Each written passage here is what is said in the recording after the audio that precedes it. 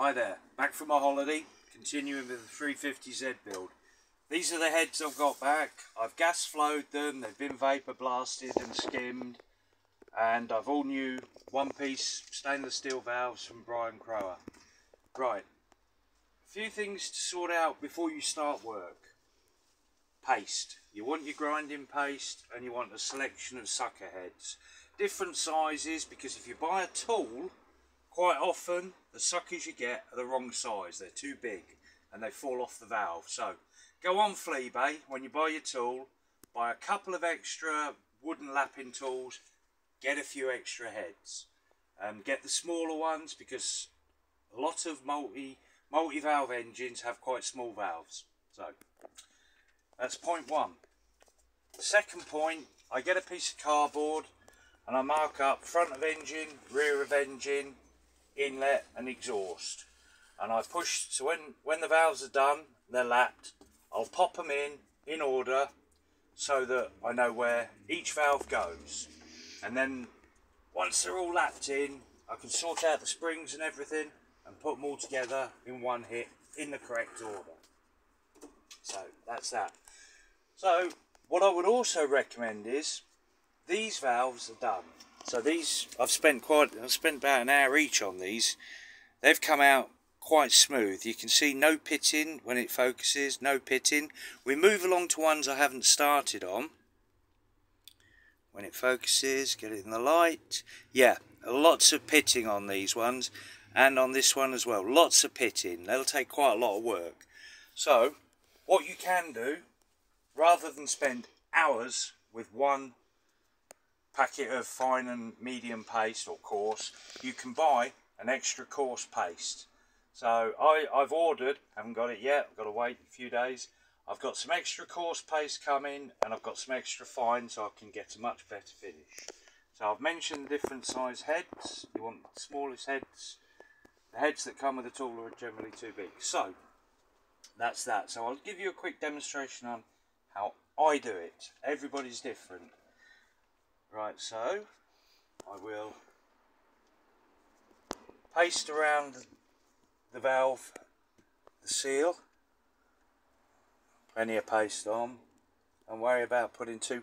What I would worry about is getting it on the shaft, where it goes through. Yeah, avoid getting it on the shaft because you'll just ruin your valve guides. You don't want to be lapping in your valve guides. Let's put that back in the right one. I've set the drill on the slow speed because I don't want to do it too fast, so I just grind that in, lift it, grind it. Every now and again let it spin a bit so you're doing a different area, and you can feel the friction, you can feel it grinding. Let it spin a bit. It's about feel. Let it spin a bit, do a minute or two. When you lose that grinding noise, the paste is ground smooth and it's not cutting as much. Let's take that out, being careful not to get grinding paste on the valve stem. Right, so let's get a dirty old cloth. So I personally just wipe it out each time, though you don't have to. You can leave the old stuff there. I get some fresh paste.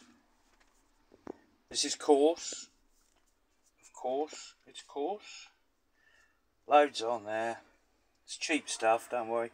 Just don't get it on the shaft, don't get it in your valve guides because you'll end up with worn valve guides. Back in.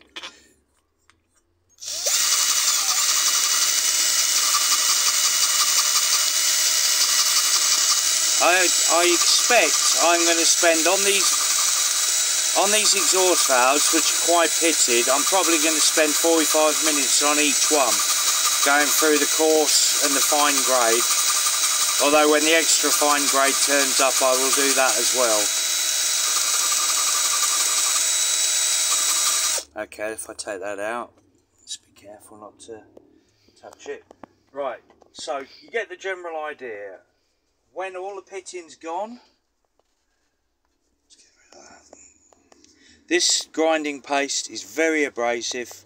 You do not want to leave a trace of it in your engine. So after this has all been done, I will wash this out thoroughly and re-oil everything, and I will lube everything up when it goes together. So actually that's not, there's a couple of little pits there. I see a couple of little pits, so it needs more work. But basically, paste, tool, plenty of grinding paste. Avoid getting any debris or any grinding paste on the shaft. That's just a few minutes on one. Got 16 of these to do, so I'll get back to you into a couple of weeks at this rate. So when that's all done, it'll be new valve stem oil seals, the springs. I'll do a separate video of assembling the valves, but for the meantime, if you're doing this, you've got plenty of work. Thank you for watching.